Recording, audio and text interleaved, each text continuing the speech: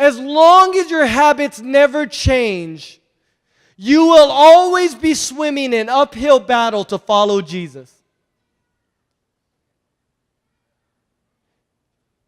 So what happens is we come to know Christ, but after years of living our life in the world and living our own way, we come to Christ, and we are a new creature. Our spirit is now alive in Christ. The problem is this flesh has habits. It has an acquired routine and a lifestyle that it's used to. It has a way of thinking that it's used to. It has a way of responding that's automatic. Somebody cuts you off in the road, your automatic reaction is not to say, oh, I love you in the love of the Lord. You come to Christ, you say, I'm going to follow you, Jesus, and then you drive off from the church. And after years and years of living a life full of profanity, you get cut off. And the first thing out of your mouth, it's involuntary, it's automatic. You think about it, you didn't choose it. Automatically, you went, poop, out the window. You're like, whoa, where did that come from?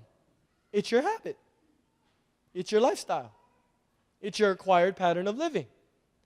And so for most of us, this is what we do.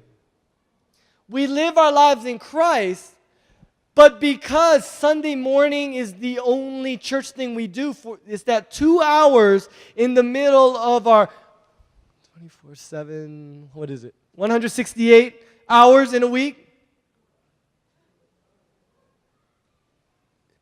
2 hours out of 168 hours we spend being renewed in our mind, but we don't do it any time else.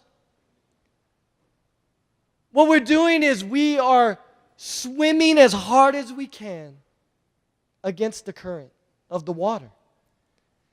And God never meant for your life to be that struggle. That's why Paul says, don't be conformed to this world. Most of us are already conformed to the world.